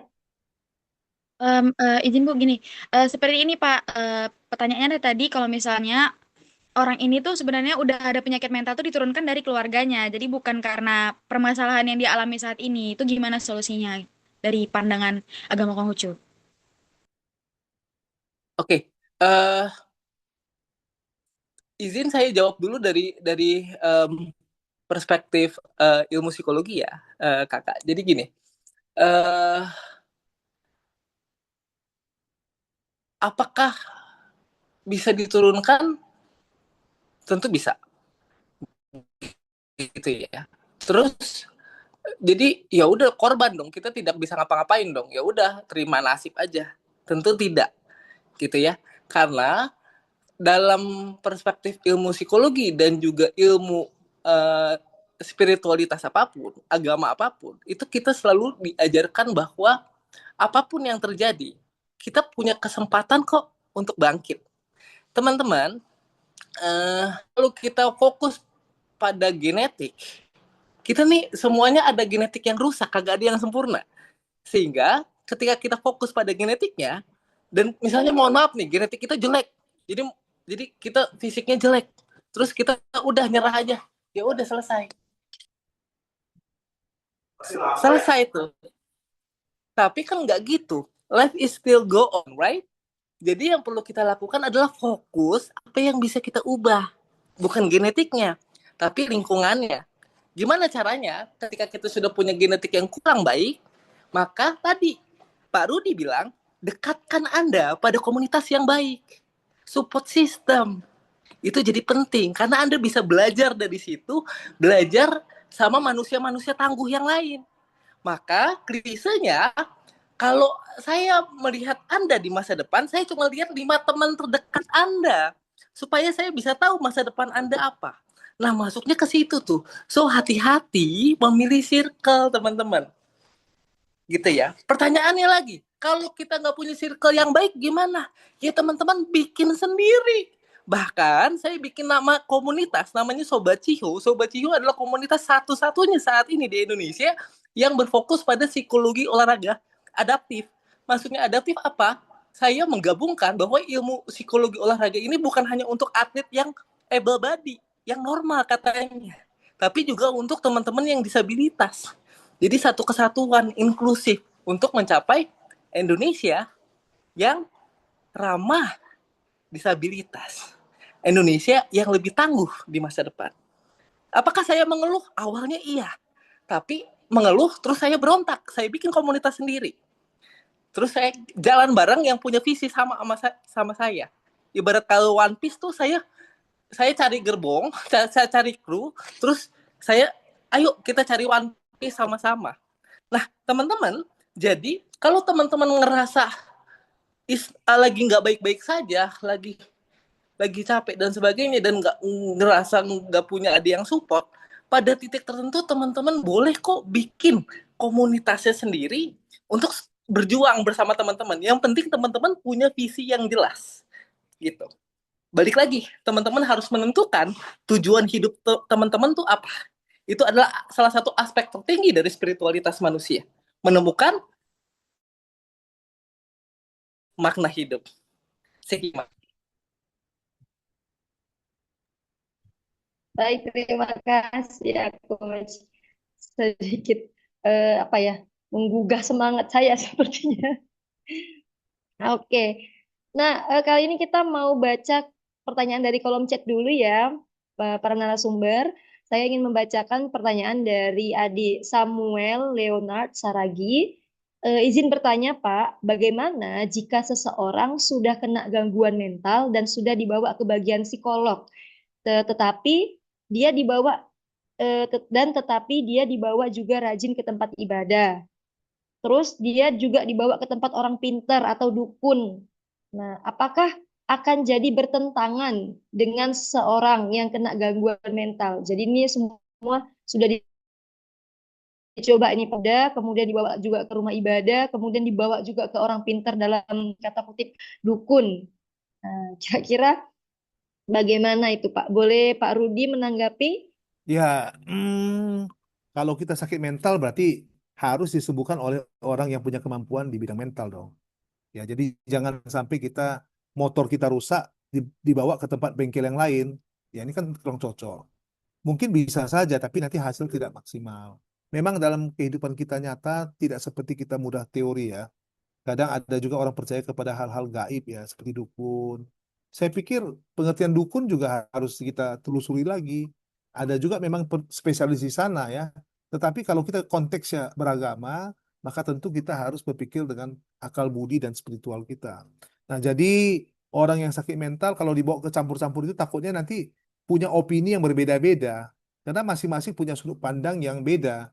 Kalau dari segi dokter punya pandangan tentang medis. Kalau kita bawa ke ibadah, ya ada proses ya. Jadi rumah ibadah juga bukan berarti bisa menyembuhkan orang mental ya. Tolong kita sepakati dulu nih.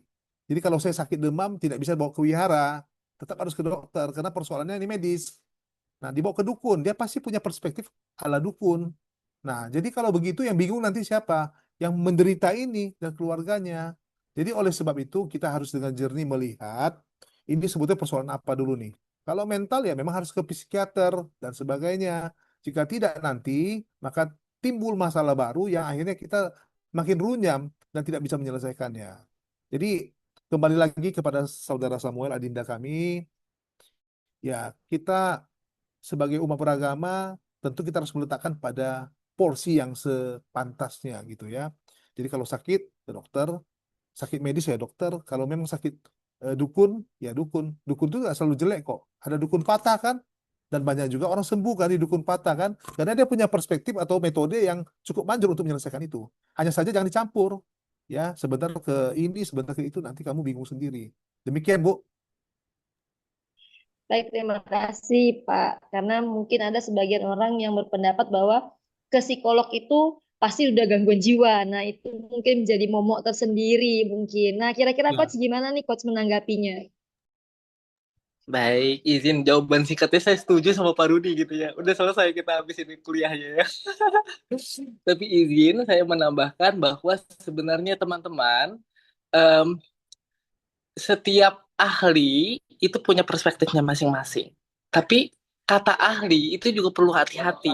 Bahkan sekarang orang yang baru baca kulitnya aja sudah merasa dirinya ahli.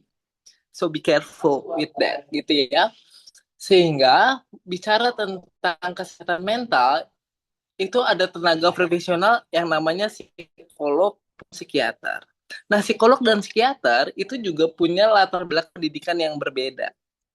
Ya, kalau psikiater itu dari dokter umum ngambil spesialis kedokteran jiwa, SPKJ, lalu kalau psikolog itu ngambil S1 psikologi, terus bisa ngambil program profesi psikologi untuk jadi psikolog umum, ataupun ambil spesialis di psikologi klinis yang dekat dengan kesehatan mental. Nah, keduanya saling kerjasama. Kalau teman-teman bingung mau kemana duluan, nggak usah khawatir ya teman-teman, cobain aja. Biasanya gini, kalau teman-teman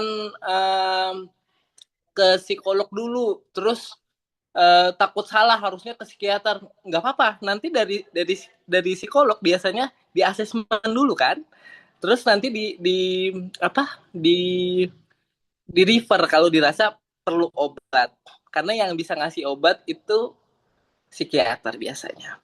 Dan kalau psikologi hanya menggunakan pendekatan bukan hanya ya, menggunakan pendekatan yang berbeda, salah satunya misalnya dengan psikoterapi. Dan psikoterapi itu banyak banget, ada CBT, ada hipnoterapi, ada DBT, ada REBT, banyak ininya. Oke. Nah, dari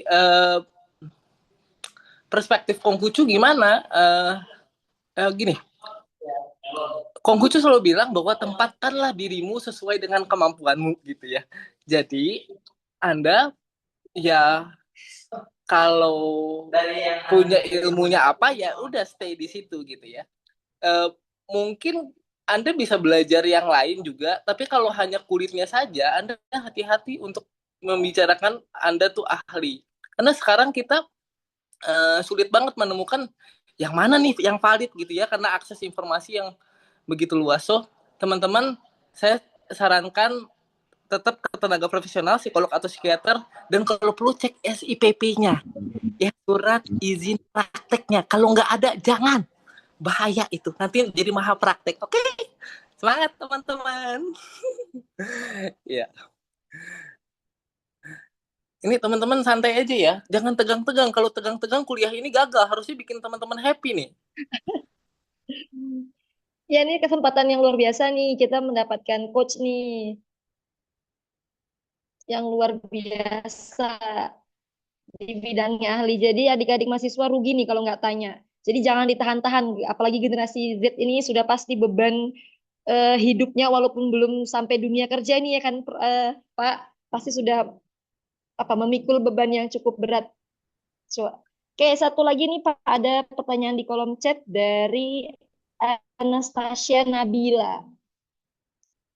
Izin bertanya terkait bagaimana praktik mindfulness Nah, dalam praktik mindfulness ini kita diajak untuk hadir bersama rasa sakit. Bagaimana cara seseorang yang berduka mempraktikkan ini tanpa tenggelam dalam kesedihan yang berlarut-larut.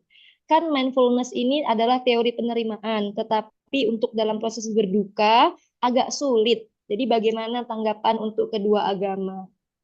Terima kasih, Pak. Boleh ke Siapa? Pak Rudi terlebih dahulu, Pak? Iya, jadi untuk menjawab ini kita perlu melihat secara historis ya. Ketika Pangeran Siddhartha itu menjadi Buddha, dia melihat 4 peristiwa penting. Salah satunya adalah orang meninggal ya. Jadi dia melihat meninggal ini adalah persoalan universal, bukan persoalan agama Buddha saja. Jadi semua makhluk, semua orang yang terlahir di dunia ini pasti akan mengalami proses meninggal. Yang lahir pasti meninggal. Jadi artinya ketika kita menghadapi meninggal itu memang berat. Tidak semudah dengan apa yang saya sampaikan. Saya mungkin juga ketika menghadapi ini tidak seperti segampang saya ngomong ini ya. Tapi yang jelas dengan mindfulness itu kita bukan berarti menghilangkan kesedihan, bukan. Kita bukan menghilangkan kehilangan kita kepada orang yang kita cintai itu, bukan.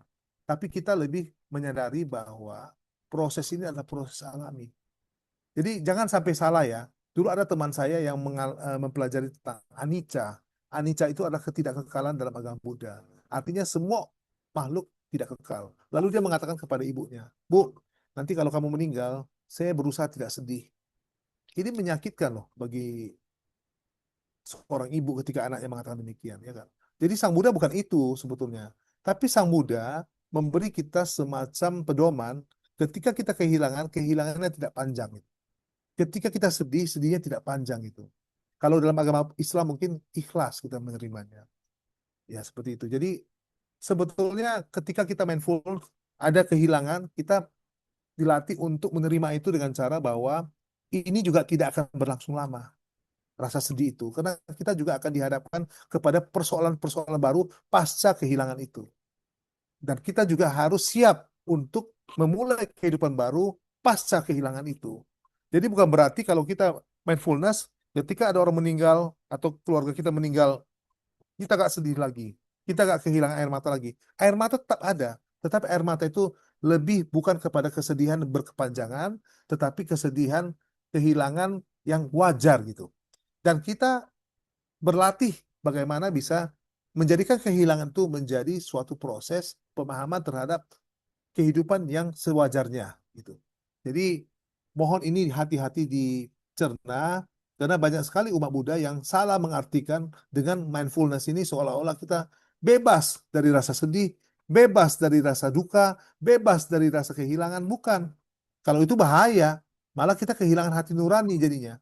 Tapi kita melihat kehilangan itu sebagai sebuah proses untuk kita alami cepat atau lambat, dan itu adalah proses untuk bertumbuh kembali di masa yang akan datang. Jadi artinya kita dalam agama Buddha itu mengartikan meninggal misalnya contoh ya, itu pulang.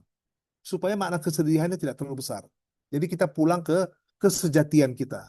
Kepada alam di mana kita itu tumbuh sejati, sempurna adanya. Jadi tidak kehilangan seperti ya, secara duniawi begitu, Bu. Terima kasih.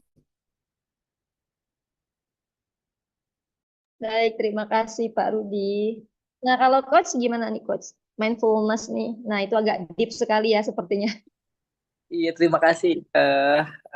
Pak Rudi, saya setuju banget itu bahwa eh, kita tuh nggak bisa lepas dari apa ya? Nggak bisa lepas dari ketika mindfulness ya kita udah happy terus gitu ya? Enggak lah.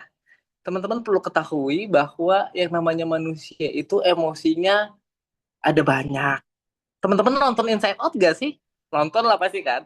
Ayo, ada berapa macam emosi? Ada. Nah, ayo nah. Ada 6 ya emosi dasar. Jadi ketika bicara tentang emosi itu bukan marah-marah doang gitu ya. Tapi ada sedih, ada senang dan sebagainya, ada surprise, jijik dan sebagainya. Dan itu adalah bagian yang membuat kita jadi manusia. Yang tadi kata Pak Rudi bilang kalau kita hilangkan itu, kita kehilangan hati nurani. Sehingga teman-teman nyambung sama pertanyaan yang tadi ditanyakan sama penanya, bagaimana kita bisa melakukan mindfulness dalam konteks kita sedang berduka, yang perlu teman-teman ketahui ketika bicara mindfulness, menurut Dr. Kabat-Zinn, itu ada banyak tipe. Yang mana sebenarnya mindfulness itu tidak hanya cerita tentang acceptance, tapi cerita bagaimana Anda itu bisa menikmati kehidupan di masa kini. Yang mana di otak kita, kadang-kadang kita suka liar, lagi duduk gini aja, mikirin, oh nanti abis ngobrol sama Pak Andre, ngobrol sama Pak Rudi, makan apa ya nanti ya, aku lapar nih, Pak Andre banyak bawel nih kayaknya nih ya. Nah itu Anda sudah tidak mindfulness. Atau Anda kepikiran, si mantan aku kok lagi ngapain ya, gitu. Nah tidak mindfulness. Sehingga mindfulness membantu Anda untuk tetap fokus, stay di masa kini. Karena yang paling real adalah masa kini. Masa depan adalah misteri, masa lalu adalah pengalaman sejarah. Maka kata kura-kura di Kung Fu Panda bahwa presence today is a presence gitu ya. Jadi gimana caranya mindfulness dalam konteks kedukaan? Sebenarnya mindfulness selain mengajarkan right here right now di masa kini, teman-teman akan diajak untuk jadi penonton. Kenapa sih kita sedih? Karena kita terlalu lekat sama emosinya. Maka dengan mindfulness kita diajak untuk ngambil jarak antara emosi kita lagi sedih nih sama diri kita juga. Jadi kita jadi penonton dari rasa duka itu. Gitu. Ibarat tubuh kita nih jadi satu nih sama jiwa kita nih. Tiba-tiba dek mundur sedikit ke belakang, saya lagi liatin diri saya lagi ngobrol sama teman-teman di Zoom. Jadi teman-teman bisa nonton, oh berarti aku lagi sedih ya, it's okay. Gitu. Jadi diambil jarak supaya teman-teman bisa lebih memproses lebih cepat penerimaan diri tadi. Yang kalau dalam konteks psikologi itu namanya commitment acceptance terapi. Kebalik. Acceptance commitment terapi, ACT. Teman-teman bisa cek di internet. Gitu ya. Terima kasih. Semoga menjawab. Baik, terima kasih, Coach. Nah, untuk adik-adik mahasiswa, apakah ada yang ingin bertanya kembali? Apakah ingin bertanya satu penanya lagi? Bisa masih dibuka. Kalau nggak ada yang nanya, saya yang nanya. Teman-teman, boleh nggak izin ya Bu? Ini sambil disambung ya. Kalau sambil ada yang nanya. Oh ada. Silakan. Siapa ini? Gilang Bu dari KWAX. Gilang. Oke, silakan Gilang. Jadi dulu Bu, di ajaran itu selalu kan bahwasannya Tuhan itu mengasih cobaan kepada umatnya yang sanggup melewatinya. Kan? Namun di saat kita keluar dari masalah itu dan mencari solusi biar masalah itu selesai, kita kayak nggak sanggup, nggak kuat, pengen nyerah aja rasanya Bu. Padahal tahu yang balik dari awalnya Tuhan itu ngasih cobaan bagi umat yang sanggup melewatinya. Jadi menurut saya ingin bertanya, gimana sih pandangan dari bapak-bapak yang pemaparan materi ini menyelesaikan masalah yang diberikan Tuhan, di mana kita sebagai umatnya merasa di titik kayak aku nggak sanggup, aku kayak udahlah, dan nyerah aja, dan nggak bisa ngelakuin apa lagi Bu, gitu kira. Baik, boleh direspon Pak. Katanya Tuhan kasih cobaan itu sesuai dengan batas kemampuan manusianya gitu. Tapi kok S1 belum selesai, ini udah dapat cobaan lagi. Silakan Pak Rudi. Saya nanti menambahkan. Iya, sekali lagi bahwa dalam kehidupan ini adalah kita belajar ya. Bagaimana belajar menyempurnakan. Memang masalah itu sangat relatif ya. Ada yang kecil, tapi ketika orang itu gak siap, dianggap itu besar. Kan begitu ya. Kadang-kadang kita dengar itu, saya punya hutang nih, berapa? 100.000. Aduh, berat sekali. Padahal kita, kebetulan karena kita punya pendapatan lebih, kita melihat 100.000 itu kecil aja. Jadi sangat tergantung, sangat kondisional tuh masalah. Jadi kalau kata tadi Gilang ya, sampai pada titik tertentu kita nggak sanggup menyelesaikan masalah itu sebetulnya kan kita dapat dapat kita terlatih ya. Masalah ada di kehidupan ini, selama itu masalah itu ada di dunia, pasti ada solusinya gitu loh. Kecuali masalah itu ada dari surga gitu. Semua masalah di dunia ini sebetulnya maka solusinya adalah solusi manusia. Paham ya? Jadi setiap masalah yang muncul di dunia ini pasti memang untuk manusia. Dan saya yakin manusia punya cara menyelesaikannya. Cuma kan masalah ini diselesaikan pertama bisa secara personal, pribadi, ya. Kalau pribadi berat, kita mungkin bisa dengan cara teman-teman. Nah, banyak orang memaksakan diri untuk menyelesaikan masalah itu pada saat itu juga. Itu masalahnya. Sehingga akhirnya ketika masalah itu harus dipaksakan selesai, dia nggak bisa. Maka kita dalam beragama butuh waktu sebetulnya untuk melihat masalah itu seperti apa. Kita butuh ketenangan batin untuk melihat masalah itu seperti apa. Dan dalam agama itu kita diajarkan untuk menyelesaikan masalah itu dengan tenang. Kenapa tenang? Karena kita baru tahu ternyata masalah itu sebetulnya bobotnya seperti apa dulu. Masalah terasa berat bukan karena kita tidak bisa menyelesaikannya, tetapi kita sangat reaktif menanggapinya. Padahal sebetulnya kalau kita tenang dan kita melibatkan teman-teman untuk melihat masalah tersebut, bukan untuk memecahkan ya, bukan untuk menyelesaikan, mungkin masalah itu terasa lebih ringan. Contoh saya, kalau ada masalah, ketika saya tidak sanggup menyelesaikannya, saya tidak buru-buru menyelesaikannya dulu. Saya ambil waktu, saya merenungkan dulu dalam meditasi, lalu saya jumpa mungkin para Bante, saya jumpa teman-teman saya di agama, bagaimana pandangan kalian seperti ini? Ini kan termasuk upaya untuk menyelesaikan masalah, bukan memaksakan diri untuk menyelesaikan masalah sendiri. Nah, mereka berikan masukan, berikan jalan, maka kita baru tahu ternyata masalah itu tidak seberat yang kita bayangkan. Jadi jangan pernah masalah itu dipaksakan selesaikan sendiri, Gilang. Nah, makanya Tuhan mengatakan tidak ada yang tidak bisa diselesaikan sesuai kemampuan. Nah, kemampuan Gilang bagaimana misalnya? Apakah teman nggak? Boleh berbagi kepada teman. Nah, teman tidak harus menyelesaikan masalah itu, tapi dia bisa memberikan advice kepada kita bagaimana masalah itu bisa dilihat lebih kecil daripada yang kita lihat sebenarnya. Pernah punya masalah, misalnya begini, ketika saya urus sesuatu tidak beres, saya tidak langsung mengklaim itu masalah besar, tidak. Saya diam dulu, saya biarkan dulu, lalu saya jumpa teman saya yang ahli untuk itu, minta beri pendapat. Ternyata dia ada solusi. Dia punya teman lagi untuk membantu bisa lebih cepat, sehingga masalah itu akhirnya selesai dengan baik. Nah, begitu pendapat saya. Jadi jangan kita mengatakan itu masalah gak selesai lalu, iya, kalau kita memang reaktif mau menyelesaikan saat itu juga. Ingat, tidak ada kewajiban masalah itu harus selesai pada saat itu juga. Jadi masalah bisa diselesaikan dengan waktu yang sesuai yang kita sanggup. Terima kasih, Bu. Oke, baik Pak. Terima kasih Pak. Nah, kalau Coach gimana nih Coach? Iya, terima kasih Bro Gilang Maulana. Senang ya Bro, santai-santai. Saya paham betul bahwa kita semua punya masalah dan kadang-kadang masalah yang sama pun direspon sama orang beda-beda tuh. Tapi saya mau bilang gini, apapun yang terjadi di hidup Anda, I know it's not easy for you. Lalu apa yang bisa kita lakukan? Yang pertama adalah ubah POV. Saya langsung kasih jurusnya aja ya. Teman-teman saya sering sekali dibully karena saya disabilitas.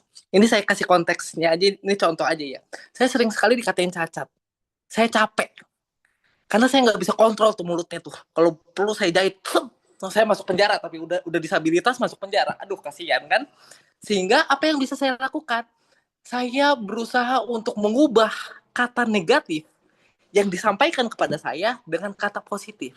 Maka saya suka bercanda. Mohon izin bercandanya agak gelap karena habis gelap terbitlah terang gitu ya. Bukan RA Andre per hari ini jadi RA Andre bukan RA Kartini gitu ya. Bercanda ya teman-teman. Gini contohnya. Saya selalu memperkenalkan diri saya cacat. Alias cakep-cakep tampan. Buat cowok. Buat cewek cacat juga. Alias cantik-cantik tangguh. Cacat juga tuh singkatannya. Bahkan dalam narasi seperti ini, setiap kata negatif itu kita bisa ubah jadi positif tergantung POV kita. Gitu. Semua tergantung bagaimana kita memaknai kejadian atau pengalaman di hidup kita, bro. Karena jujur ya, aku sebagai disabilitas dari lahir, aku sering sekali ingin bunuh diri. Sering sekali. Setiap detik. Sehingga aku capek. Mau bunuh diri kayaknya susah nih, karena disabilitas juga kan. Gimana ya? Ya udah deh, terusin gitu ya. Tapi gimana nerusin hidup ini dengan bisa menikmatinya? Aku nggak mau hidup ini aku terusin, tapi aku terus menderita gitu. Maka yang bisa aku lakukan, aku tidak bisa mengubah tubuhku, bro. Tapi yang bisa aku ubah adalah pikiranku. Ya udah, dengan cara setiap kata negatif, setiap pembulian itu aku ubah secara positif, gitu. Bahkan, sorry ya, kata goblok sekalipun itu kita bisa ubah secara positif loh. Ada tuh di konten saya di Instagram, teman-teman bisa cek. Apa coba kata positif dari goblok? Dan aja, misalnya G apa? Gigih. O optimis, B berani, L lugas, O lagi open mindset, T apa? K keren. Sih? Bahkan setiap kata negatif itu bisa kita narasikan secara positif tergantung sekali lagi POV kita. Maka kalau teman-teman mau pakai ilmu ini, tidak ada seorang pun yang bisa nyakitin diri teman-teman kecuali diri teman-teman sendiri. Oke? Semoga bisa jadi jurus baru buat teman-teman menghadapi kehidupan ini. Ya, luar biasa. Semangat teman-teman. Ya baik, Coach. Berarti benar ya, Coach, istilah berdamai dengan diri sendiri itu menjadi jalan ninja ya, Coach ya. Yang paling efektif. Oke, Jalan satu lagi nih sepertinya Yulia cukup menarik. Iya. Karena tadi ada Kung Fu Panda kan, Coach. Oh iya. Adik kita Yulia ini sebagai penanya terakhir ya untuk kuliah umum kita pada hari ini. Boleh Yulia, silahkan bertanya. Oke, izin terima kasih untuk Ibu. Saya Yulia Anggreni Berpandia dari kelas IFC sore. Ingin menanyakan ini dari sesi sebelumnya sebetulnya, tapi mungkin baru dikasih kesempatan pada saat ini. Di era kami nih Pak, Bu, di era Gen Z itu banyak yang sering mengalami masalah, tapi untuk menyelesaikan masalah itu dari untuk mencari solusi, tetapi dia menanamkan mindset untuk berserah diri atau tawakal gitu, Bu. Bagaimana pandangan Bapak Ibu terhadap hal tersebut? Apakah itu dapat mengurangi stres atau kerusakan mental, atau bahkan itu membuat mentalnya itu semakin rusak dari dalam karena itu suatu saat bisa meluap gitu Bu, karena hanya dipendam gitu. Dan bagaimana cara kami agar bisa lebih lebih bisa menangani masalah-masalah yang mungkin bagi orang itu sepele, yang dimana sering disebut Gen Z itu adalah generasi strawberry gitu Bu. Terima kasih. Baik, terima kasih. Ya, Bapak Rudi boleh menanggapi, Pak? Ya, berserah diri itu bagus ya, sebetulnya. Karena berserah diri itu sebetulnya kita masuk kepada fase ketenangan. Tapi bukan berserah diri pasrah ya, Yulia ya. Jangan diartikan seperti itu. Dalam beberapa agama, dalam masing-masing agama ada berserah diri. Artinya ikhlas juga termasuk berserah diri. Jadi memang anak Gen Z bisa salah tanggap nih dengan pengertian berserah diri. Jadi berserah diri yang tidak produktif ada. Artinya dia tidak ada upaya untuk keluar daripada masalah tersebut atau mencari solusi. Jadi sebetulnya kalau saya melihat berserah diri itu adalah kita masuk ke dalam keheningan, kita melihat masalah itu dengan jernih, lalu kita pelan-pelan akan mengupas satu persatu di mana akar masalahnya. Dari situ akan muncul ilham, akan muncul daya juang untuk memperbaikinya. Tapi bukan berserah diri itu tidur, berserah diri itu pasrah, bukan ya. Jadi hati-hati dengan kata berserah diri. Saya juga kalau ada masalah berserah diri dulu kepada Buddha ya, kepada para bodhisattva. Untuk apa? Kita memohon. Kita harus sadar diri juga nih sebagai manusia bahwa dengan keterbatasan kita, kita perlu perlindungan, perlu arahan daripada kalau kalian mungkin di Islam ya nabi-nabi ya guru besar kita, guru suci untuk memberikan satu kekuatan kepada kita dari Tuhan ya sehingga kita itu bisa punya cara pandang yang berbeda. Tadi saya sudah mengatakan agama Buddha itu paling penting adalah pikiran. Jadi kita berserah diri itu adalah untuk mundur sejenak daripada masalah, tapi bukan mundur dan hilang. Mundur untuk melihat masalah itu dengan perspektif yang berbeda. Dengan dari itu, kita bisa tahu ternyata masalah itu tidak seberat atau tidak seperti yang kita bayangkan sebelumnya. Sehingga dengan ketenangan itu, kita bisa mendapatkan ilham, mendapatkan satu proses untuk mengetahui cara menyelesaikannya dengan baik. Itu pengertian saya, Yulia. Terima kasih. Terima kasih Pak Rudi. Bagaimana Kos? Baik, izin saya nambahkan. Tapi sebelum saya kasih jurus lagi, jurusnya mahal nih. Teman-teman, ini ada 500 juta di sini yang hadir. Tolong follow IG saya ya, sama IG Sobat Ciho juga kalau boleh ya. Kalau ikhlas, kalau nggak ikhlas nggak apa-apa, nanti saya blok juga. Sana ya teman-teman. Oke, gini, bicara tentang berserah, saya setuju sekali bahwa itu bukan ya udah ada masalah, ya santai aja cuy, tidur aja, makan BO mati. It's okay kalau Anda nggak nyesal. Oke? Tapi saya mau bilang gini, kalau Anda menyesal, maka berusahalah. Karena idealnya, agama mengajarkan apapun itu kita usaha dulu. Baru tawakal, baru berserah. Gitu. Jadi jangan dibalik. Ya udah cincai lah. Oh ujian, wah udah santai, gak usah belajar. Ngapain? Nanti juga bisa pakai chat GPT kan? Mudah lah, mudah. Iya, nilai Anda bagus. Tapi Anda nyesal nggak? Otak Anda nggak ada tuh, kosong. Ada sih, pakai otak chat GPT gitu. Sorry, nggak boleh nyebut merek. Pakai otak AI gitu. Come on. Kalau Anda nggak nyesel, sekali lagi, it's okay. Tapi kalau Anda nyesel, don't do it. Karena hidup itu cuma sekali. YOLO kan? Iya, YOLO tuh bukan berarti enak aja Anda maunya. YOLO artinya Anda berusaha sekuat mungkin menciptakan hidup yang Anda inginkan, yang Anda tidak menyesal tuh. Anda happy-happy, boleh nggak? Boleh. Nyesal nggak? Kalau nggak nyesal, silakan. Tapi kalau nyesal, ya Anda berjuang untuk hidup apa yang Anda mau. Terlepas apapun background Anda. No excuse. Teman-teman, aku nih bisa punya banyak alasan untuk cuman tidur doang di rumah. Karena aku disabilitas. Bilang aja aku males, badan aku kaku nih, nggak bisa ngapa-ngapain. Tapi tahukah teman-teman, per hari ini aku bisa ketemu teman-teman sekalian. Itu karena aku memilih untuk tidak tiduran di kasur. Tapi aku berjuang, aku kerja. Jadi pelatih mental olahraga. Apakah jadi pelatih mental doang? Enggak, aku juga dosen psikologi.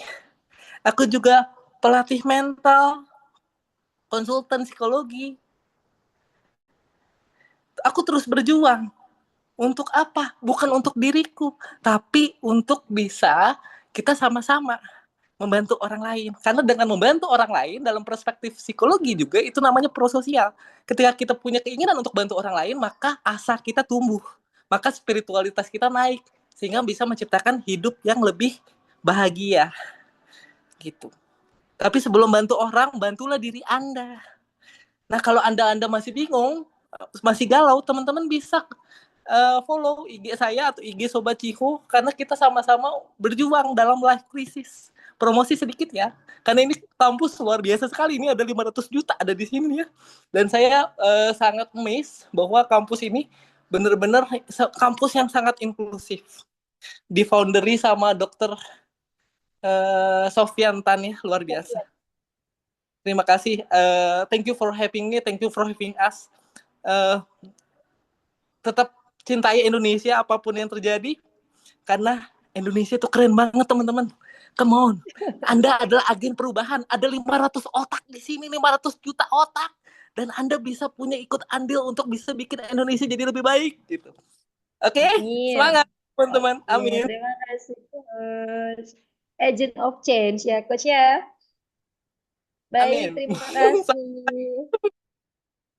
Iya, baik. Nah, karena waktu juga lah yang akan menghentikan percakapan yang seru pada hari ini, karena waktu sudah menunjukkan akhir yang tidak kita inginkan. Namun kami mengucapkan terima kasih yang sebesar-besarnya kepada narasumber yang hari ini sudah berbagi banyak ilmu, banyak solusi, banyak saran yang bisa kami pergunakan dalam menjalani kehidupan, khususnya dalam konteks spiritualitas dan kesehatan mental.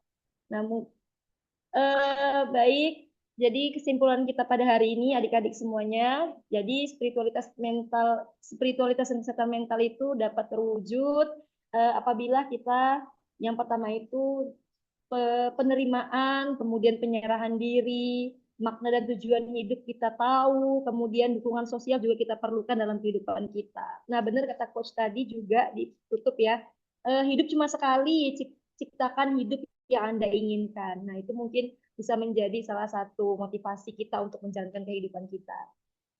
Nah, baik, untuk sebelum kita tutup kegiatan kita pada hari ini, kita akan berfoto bersama dan para narasumber akan diberikan sertifikat daripada Universitas Setara Bhinneka. Dalam hal ini akan saya serahkan kepada Pak Joshua. Silakan Pak Joshua, boleh di-handle. Baik, terima kasih Bu Astuti.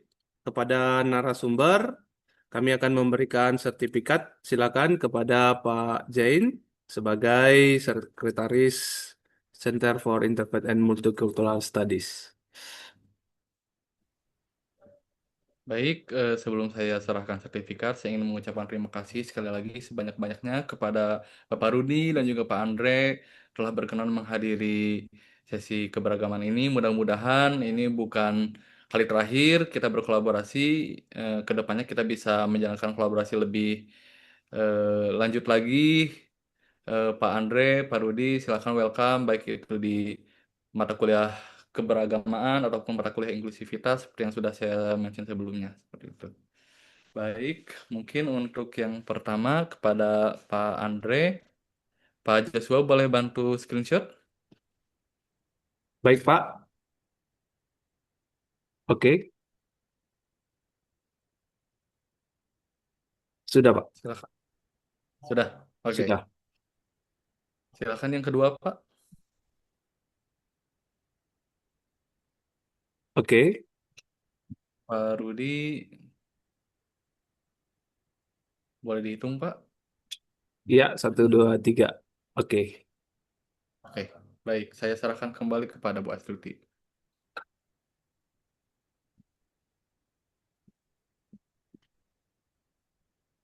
Siswanya Pak sudah difoto, Pak Joshua? Oke, sudah Bu. Silakan Bu Astuti. Ya, terima kasih. Baik, sekali lagi kami ucapkan terima kasih kepada narasumber kita yang sudah hadir pada hari ini. Saya sebagai moderator menyampaikan terima kasih dan mohon maaf yang sebesar-besarnya apabila dalam ucapan saya tindakan ada hal-hal yang kurang berkenan kepada para narasumber kita. Nah, baik. Nah, ini untuk adik-adik mahasiswa sudah di-tag ke kolom chat kita. Ada Instagram dari Coach Andre nih. Jadi adik-adik mahasiswa boleh tolong follow akun Instagram beliau dan bisa nanti sharing apabila adik-adik mahasiswa punya pertanyaan. Baik, burung Irian, burung Cendrawasih, cukup sekian dan terima kasih kami dari Sivitas Akademika Universitas Satya Bhinneka. Pamit undur diri kepada adik-adik mahasiswa dan terima kasih yang sudah bergabung pada hari ini.